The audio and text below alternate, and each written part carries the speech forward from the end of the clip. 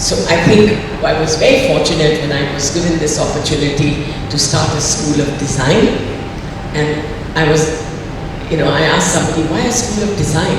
And they said, every design may not make always good business sense, but going ahead, every business will have to make design sense.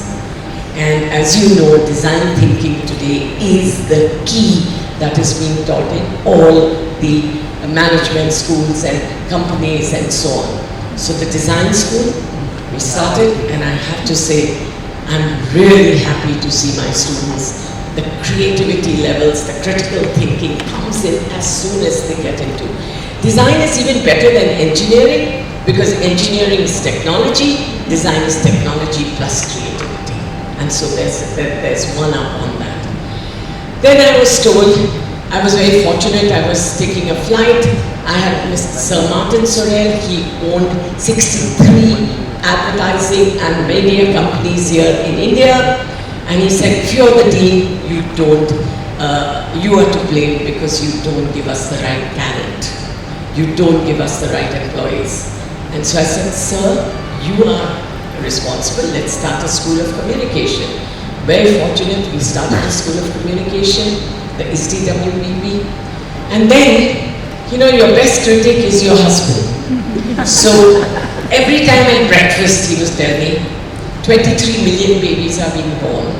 All you're doing is creating job seekers. There are less than 1 million jobs for these 23 million that are going to step out of colleges and step out of. You are not creating the jobs. There aren't going to be enough jobs. And I think what you need to do is to look at job creators, entrepreneurship. There isn't a school of entrepreneurship in India today, and we were fortunate to start that. I'm happy to say, if you have an opportunity, please come over to our school on the 17th of this month. And that is just 2 days away. And 200 students will be displaying their MVPs, which is their minimum viable product, which they will be putting into the market, their idea. And 200 students are please do send an invite to Rakhi, and Rakhi may send it across to you all. Finally, so I think what's important is, let's also bring in new age education. Everybody's talking about AI, ML, what are we doing? VR, AR, how much of that are we going to bring in? It is going to happen, it's going to come in. How much of the learning management systems are we bringing in?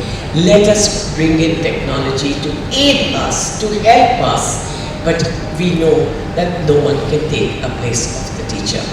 But here's something I read just this morning, and that's why my young daughter, my little granddaughter was a little upset that I was doing some other homework while she was there. But I thought I'd pick this up. I just picked it up from a great read this morning, and maybe this is something that I would like to leave you with, because this is what the future of your skills that will be required by teachers, and how do we reinvent ourselves. So, here are 10 disruptions that I'm going to talk about. This is very well documented by Dr. Susan Newman of NYU. You can look it up at any time later. One of the first things, we are today teaching digital natives, right? So, digital learners will rebel against intellectual conformity, which means they will always live in two worlds. They will live in the physical world and the virtual world. And they will, in your physical world, how much will they accept from you? Because they will want more and more and more of digital world. A beautiful article that I read recently, a big debate that's going on in the United States, where 2 states have banned the use of cell phone in the classes, whereas 2 states have said that students must take the cell phones in the classes because it aids learning. And there's a big debate going on, and I think it's really for us to think about how we are going to balance that. but the future is how many of you, just a question, I mean it's not a part of this, how many of you take assignments from your students on WhatsApp? Anyone hand going? 2, 3, 4? Great. That's going to be the future, right? The brevity, first of all, because they know how to tweet, they know the exact letters that go into it, and they will learn to, they will have to do a summary, they'll have to do an executive summary, and they'll have to put it on a WhatsApp. Let me tell you, our rate of receiving projects and our rate of receiving assignments has gone up to 93% after we have moved to WhatsApp. That much. And you need a smart teacher to be able to handle that, because to get 100 WhatsApps coming in with different things, how are you going to handle it? But you know, teachers are finding that great challenging, and some of them are testing it out. So digital learners will rebel against intellectual conformity. Remember that. Second, learning avatars will be commonplace. What is a learning avatar? It's somebody who teaches you on the digital board. Any of these avatars will come up, yes, and I mean, I can't tell you how much fun I had with Alexa, how much fun I had with Miko. I don't know if any of you have tested out Miko. They are both my companions in my room. Quite often I'm told that the chief of Anerock is coming in. I don't know Anerock. I don't know what is Anerock doing. So I asked, Alexa, what's Anerock? It is a real estate company which is everything before the man enters. I've got it right. Why aren't we using it? So our digital avatars. Third thing, participatory learning hubs will replace classrooms.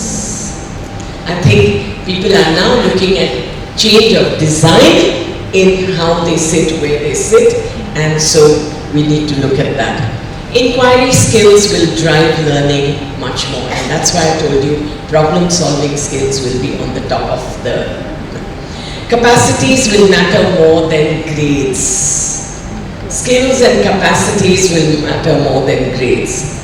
Teachers, and this is a hope, will become inventors.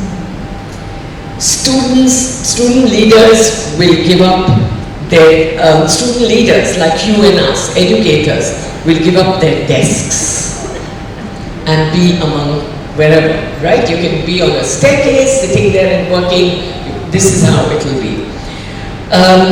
School leaders will give up their desks. Students and families together will co-learn and co-create. That's really a dream. Formal credentials will no longer be the holy grail. EMI, heard of Ernst & Young, heard of Google, heard of Amazon, they do not look at your degrees. They look at your skills. And finally, policy makers will have to come to continuous learning. We'll have to look at continuous learning. So these are the 10 disruptions for the future, and let's prepare ourselves. But I think you're all wonderful teachers, because I think as the principal of HR College and now as being in charge of all these 4 or 5 schools that we've got at ISD and ISME, I have to tell you that I've been a beneficiary of your wonderful students that come from all your schools. And may I end by just saying how thankful we are for what you do and bringing these wonderful students to our colleges. I don't know if we do justice to them or not, but you are wonderful, and keep going. Teachers, you are doing a super job. Thank you. Thank you so much, ma'am. So inspiring, so wonderful. You know, I never understood technology, neither creativity, so I became an engineer. So, do we have some courses in ISD for us? That's wonderful. Can I call a good friend, Bhavin Shah, CEO Education World, please come along with Ms. Rakhi Shah for the stage, guest here. And after Bhavin, I'll ask you the secret of your being lean and thin. Can I have a round of applause? Please keep going on. Thank you so much.